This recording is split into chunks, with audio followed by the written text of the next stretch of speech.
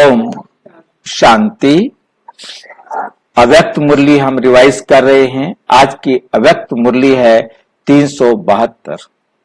आज की मुरली का विषय है इंतजार के पहले इंतजाम करो। इंतजार नहीं करो, क्या करो? इंतजाम करो। ये मुरली रिवाइज की थी, बाबा ने चलाई थी 13 जनवरी 1978 को। कल्याणकारी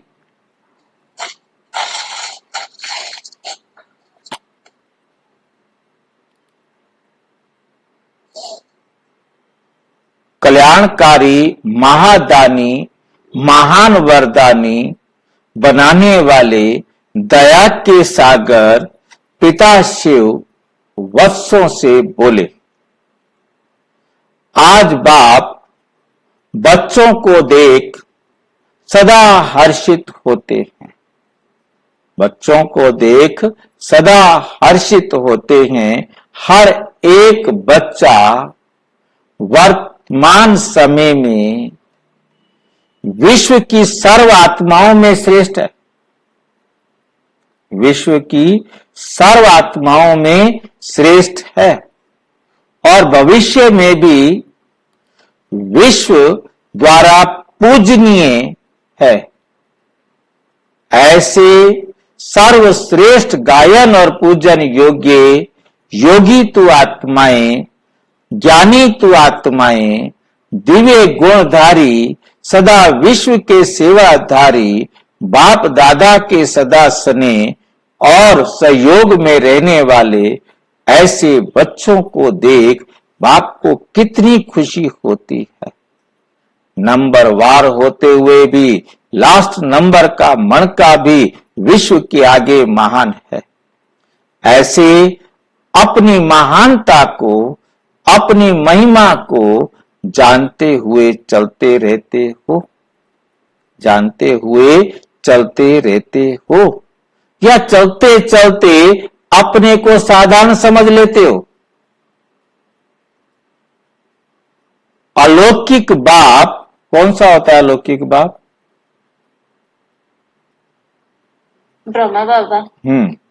अलौकिक बाप द्वारा प्राप्त हुई अलौकिक जीवन, अलौकिक कर्म साधारण नहीं। हमारा हर कर्म कैसा हो? अलौकिक। दुनिया वाले कहें ऐसा तो कोई नहीं कर सकता, ये तो अलौकिक है, लौकिक है ही नहीं।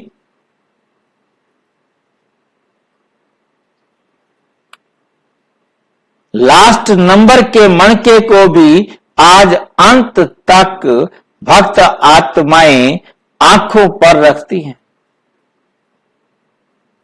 क्योंकि लास्ट नंबर भी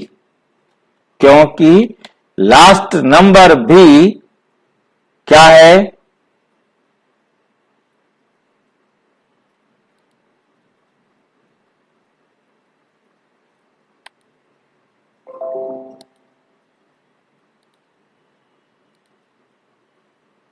लास्ट नंबर भी बाप दादा के नैनों के तारे हैं, नूरे रतन हैं।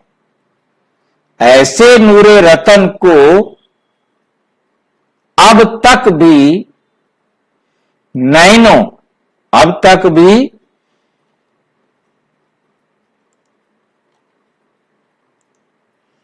नैनों पर रखा जाता है। अपने श्रेष्ठ भाग्य को जानते हुए, वर्णन करते हुए अनजान नहीं बनो।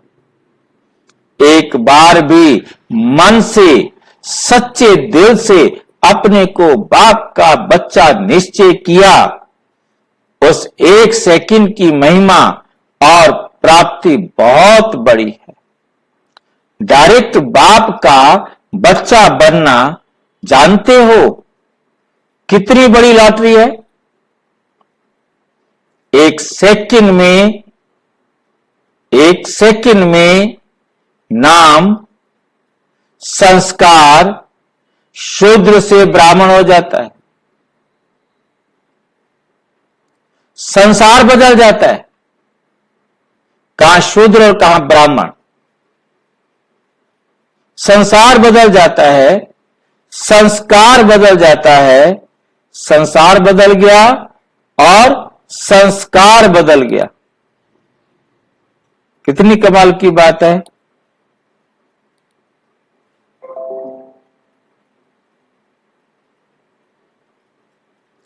दृष्टि, वृत्ति, स्मृति सब बदल जाती है। दृष्टि भी बदल जाती है, वृत्ति भी बदल जाती है और स्मृति भी बदल जाती है, एक सेकंड के खेल में। खेल कितनी देर का है? एक सेकंड का खेल है, ज्यादा देर की बात नहीं है। सारा खेल एक ही सेकंड का है। ऐसा श्रेष्ठ सेकंड भूल जाते हो। दुनिया वाले अब तक नहीं भूले, दुनिया वाले अब तक नहीं भूले। आप आत्माएं चक्कर लगाते बदल भी गई, लेकिन दुनिया वाले नहीं भूले। वो आपके मंदिरों में अभी भी घंटियां बजा रहे हैं। अभी आप सब भाग्य वर्णन करते इतने खुश होते हैं, समझते हैं भगवान ही मिल गया। जब दुनिया वाले नहीं भूले, आप स्वयं अनुभवी मूर्त तो सर्व प्राप्ति करने वाली आत्माएं हो, फिर भूल क्यों जाते हो भाई? भूलना चाहिए, भूलना चाहिए नहीं, लेकिन भूल जाते हो। इस नए वर्ष में बाप दादा को कौन सी नवीनता दिखाएंगे? जो समय दिया हुआ था उसी प्रमाण तो सब संपूर्ण ही दिखाई देते। 1976 में विनाश हो जाएगा,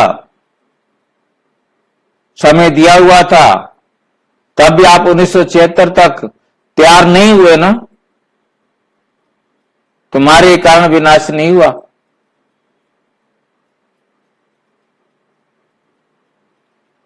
जब लक्ष्य 77 सन 1977 का रखा तो समय प्रमाण सर्व ब्राह्मण आत्माओं का अपना पुरुषार्थ संपन्न होना चाहिए ना। आप तो परिवर्तन के लिए तैयार हो ना। आपका जो समय मिला है वो ब्राह्मणों के स्वयं पुरुषार्थ के लिए नहीं, लेकिन हर संकल्प, हर बोल द्वारा दाता के बच्चे विश्व की आत्माओं प्रति प्राप्त हुए खजाने को, प्राप्त हुए खजाने को देने अर्थ है। वो एक्स्ट्रा अतिरिक्त टाइम स्वयं के पुरुषार्थ प्रति नहीं लगा, लेकिन दूसरों के प्रति समय, गुण और खजाना देने के लिए है। बाप ने जिस कार्य के लिए समय और खजाना दिया है, अगर उसके बदले स्वयं प्रति समय और संपत्ति लगाते हो तो ये भी अमानत में खयानत होती है। ये विशेष वर्ष ब्राह्मण आत्माओं के प्रति महादानी वरदानी बनने का है। जैसे आप लोग प्रोग्राम बनाते हो कि इस मास में विशेष योग का प्रोग्राम होगा, दूसरे मास में विशेष सेवा का होगा, वैसे ड्रामा प्लान अनुसार ये एक्स्ट्रा समय महादानी बनने के लिए मिला है। अब तक पुरानी भाषा, पुरानी बातें, पुरानी रीति रस्म, वे अच्छी रीति सब जानते हो। इस वर्ष का समय इसके लिए नहीं है। जैसे बाप के आगे स्वयं को समर्पण किया, वैसे अब अपना समय और सर्व प्राप्तियां, ज्ञान, गुण और शक्तियां विश्व की सेवा अर्थ समर्पण करो। जो संकल्प उठता है तो चेक करो कि विश्व सेवा प्रति है या सेवा प्रति अर्पण होने से स्वयं संपन्न सहज हो जाएंगे। मतलब अपने लिए है या दूसरों के लिए है। जैसे जब कोई सेवा का विशेष प्रोग्राम बनाते हो तो विशेष कार्य में बिजी होने के कारण स्वयं के आराम या स्वयं के प्रति सैल्वेशन देने वाली बातें या चलते चलते अन्य आत्माओं द्वारा आई हुई छोटी छोटी परीक्षाओं को अटेंशन नहीं देते हो, अवॉइड करते हो, क्योंकि सदा कार्य को सामने रखते हो और बिजी रहते हो। स्वयं प्रति समय ना लगाकर सेवा में विशेष लगाते, खुद के प्रति नहीं लगाते, परंतु सेवा में विशेष लगाते हो। ऐसे ही इस नए वर्ष में हर सेकेंड और संकल्प को सेवा प्रति समझने से, इस कार्य में बिजी रहने से परीक्षाओं को पास ऐसे करेंगे जैसे कुछ है ही नहीं, है ही नहीं। संकल्प भी नहीं आएगा कि ये बात क्या थी और क्या हुआ। स्वयं को समर्पण करने से इस सेवा की लगन में ये छोटे बड़े पेपर्स या परीक्षाएं स्वतः ही समर्पण हो जाएंगे। जैसे अग्नि के अंदर हर वस्तु का नाम रूप बदल जाता है, वैसे परीक्षा का नाम रूप बदल परीक्षा प्राप्ति का रूप बन जाएगी। परीक्षा आई थी, विघ्न आया था, परंतु वो पास करके गया। माया शब्द से घबराएंगे नहीं, सदा विजयी बनने की खुशी में नाचते रहेंगे। पेपर हुआ और हम पास हुए। माया को अपनी दासी अनुभव करेंगे तो दासी सेवादारी बनेगी या घबराएंगे। स्वयं सरेंडर हो जाओ सेवा में तो माया स्वतः ही सरेंडर हो जाएगी, स्वतः ही सरेंडर हो जाएगी। लेकिन सरेंडर नहीं होते हो तो माया भी अच्छी तरह से चांस लेती है। चांस लेने के कारण ब्राह्मणों को भी चांसलर, ब्राह्मणों का भी चांसलर बन जाती है। बना देना चाहिए। माया को चांसलर बनने नहीं दो, माया को अपना चांसलर नहीं बनने दो। स्वयं सेवा का चांस ले, चांसलर बनो। आप सुना समय क्यों मिला है? विनाश होना था, विनाश क्यों नहीं हुआ? समय क्यों मिला है? आप कोई कंप्लेन नहीं करना, क्योंकि तब तक आप संपूर्ण नहीं हुए थे, नहीं तो विनाश हो गया होता। कंप्लेन नहीं करना, समय के हिसाब से हर एक को कंप्लीट होना है। कंप्लीट आत्मा कभी कंप्लेन नहीं करती है, हो जाता है, होती है, हो ही जाता है, ये भाषा नहीं बोलती। नया वर्ष नई भाषा, नया वर्ष नई भाषा, नया अनुभव। पुरानी चीजें संभालना अच्छा लगता है क्या? लेकिन यूज करना अच्छा नहीं होता। पुरानी चीजों को यूज करना अच्छा नहीं। आप यूज करते हो, 5000 वर्ष के लिए संभाल कर रख दो।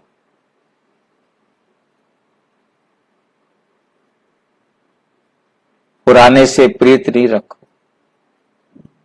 जो चीज खत्म होनी है। सदैव भक्त आत्माओं, भिखारी आत्माओं, भक्त को क्या कहा? भक्त आत्माओं, भक्तों को क्या कहा जाता है? भिखारी आत्माओं।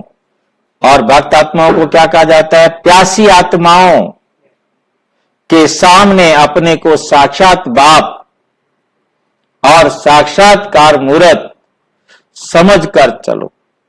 तीनों ही लाइन लंबी हैं। कौन कौन सी 3 लाइनें हैं?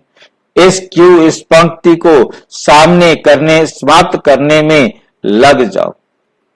प्यासी आत्माओं की प्यास बुझाओ, भिखारियों को दान दो, भक्तों को भक्ति का फल, बाप के मिलने का मार्ग बताओ। इस क्यू को संपन्न करने में बिजी रहेंगे तो स्वयं के प्रति क्यों क्या की कोई क्यू नहीं लगेगी। वो सारी क्यू खत्म हो जाएंगी जो आपके सामने लगनी थी। समय की इंतजार में नहीं रहो। 3 प्रकार की समाप्ति, 3 प्रकार की आत्माओं को संपन्न बनाने के इंतजाम में रहो। अब तो नहीं पूछेंगे कि विनाश कब होगा। क्यू को समाप्त करो तो परिवर्तन का समय भी समाप्त होगा। अब इतने सारी लाइन लगी हुई है बच्चों की, उनको आप खत्म करो, सबको बाप का परिचय दो, तब तो समय समाप्त हो।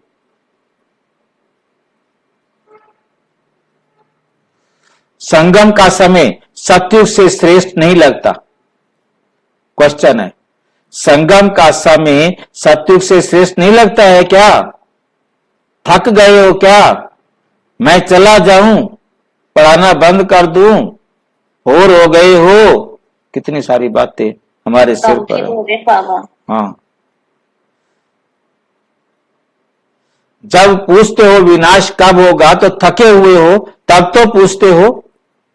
बाप का बच्चों से अति स्नेह है। बाप को ये मेला अच्छा लगता है और बच्चों को स्वर्ग अच्छा लगता है। बताओ, बाप को ये मेला अच्छा लगता है, बच्चों से मिलना, और बच्चों को स्वर्ग अच्छा लगता है। स्वर्ग तो 21 जन्म मिलेगा, लेकिन ये संगम नहीं मिलेगा।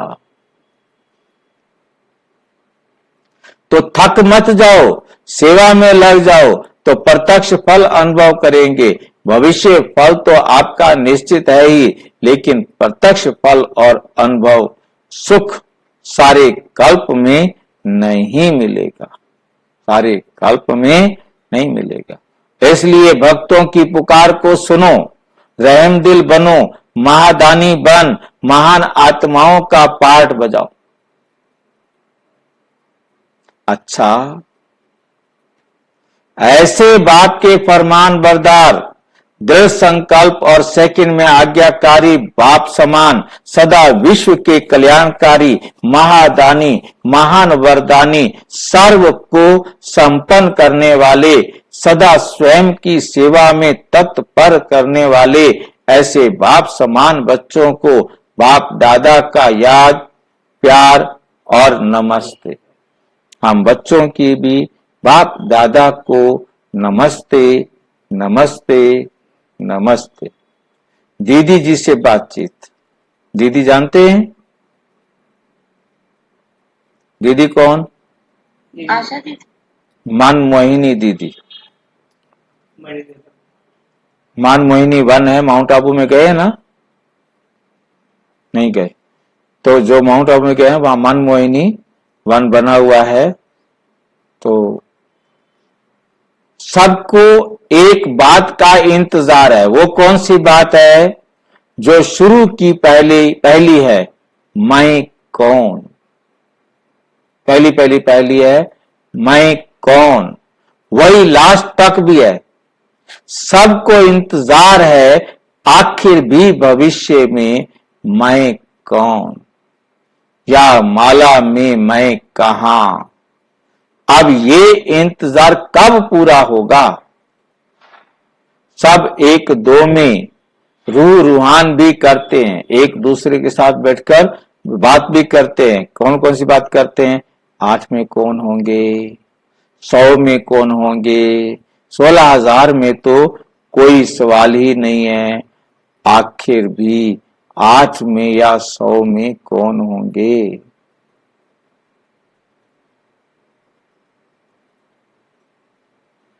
सवाल ही नहीं। आखिर में 8 में या 100 में कौन होंगे?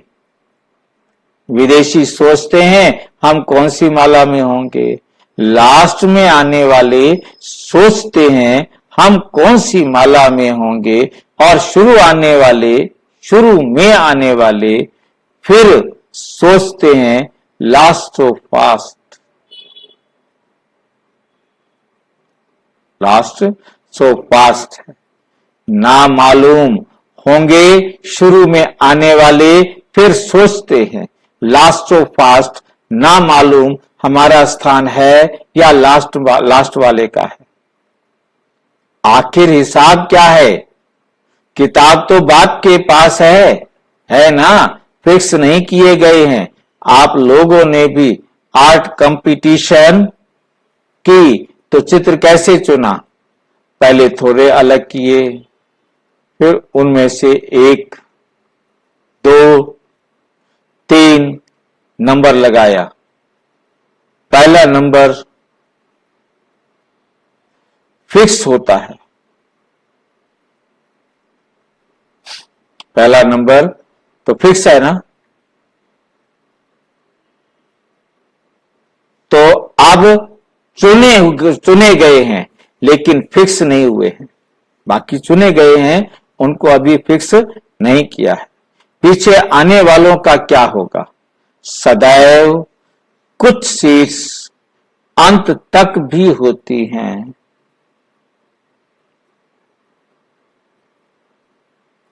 कुछ सीट्स अंत तक भी होती है, रिजर्वेशन होती है, तो भी लास्ट तक कुछ कोटा रखते हैं, लेकिन वे कोटों में कोयों में भी कोटों में भी कोई, और उन कोयों में भी कोई होता है। अच्छा, आप सब किस माला में हो? अपने में उम्मीदें रखो, कोई ना कोई ऐसी वंडरफुल बात होगी जिसके आधार पर आप सबकी उम्मीदें पूरी हो जाएंगी। अष्ट रत्नों की विशेषता एक विशेष बात से है। अष्ट रत्न प्रैक्टिकल में जैसे यादगार है, विशेष तो जो अष्ट शक्तियां हैं, वे हर शक्ति उनके जीवन में प्रैक्टिकल दिखाई देगी। उनके जीवन में कैसी दिखाई देगी? हर शक्ति, 8 शक्तियां उनके जीवन में प्रैक्टिकल में दिखाई देगी। अगर एक शक्ति की भी प्रैक्टिकल जीवन में कम दिखाई देती तो उस जैसे अगर मूर्ति की एक भुजा खंडित हो जाए तो उसे पूजनीय नहीं कहा जाता। इस प्रकार से अगर एक शक्ति की भी कमी दिखाई देती है तो अष्ट देवताओं की लिस्ट में अब तक फिक्स नहीं कहेंगे।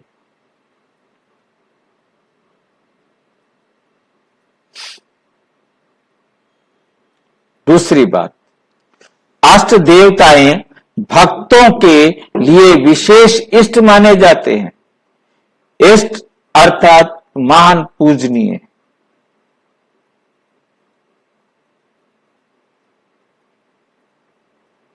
इष्ट द्वारा हर भक्त को हर प्रकार की विधि और सिद्धि प्राप्त होती है। यहां भी जो अष्ट रत्न होंगे वो सर्व ब्राह्मण परिवार के आगे अब भी इष्ट अर्थात हर संकल्प, हर जगह विधि और सिद्धि, विधि और सिद्धि का मार्गदर्शन करने वाले सबके सामने अब भी ऐसे ही महान मूर्त माने जाएंगे। तो अष्ट शक्तियां भी होंगी और परिवार के सामने इष्ट अर्थात श्रेष्ठ आत्मा, महान आत्मा, वरदानी आत्मा के रूप में होंगे, वरदानी आत्मा के रूप में होंगे। ये है अष्ट रत्नों की विशेषता। ये क्या है? अष्ट रत्नों की विशेषता। अच्छा, ओम शांति। और विस्तार से जानने के लिए प्रजापिता ब्रह्मा कुमारी ईश्वरीय विश्वविद्यालय के किसी भी सेवा केंद्र पर संपर्क करें और यदि कोई प्रश्न है तो 9213106986 पर टेलीग्राम करें 965069 2270 पर केवल व्हाट्सएप करें, फोन नहीं। ओम शांति।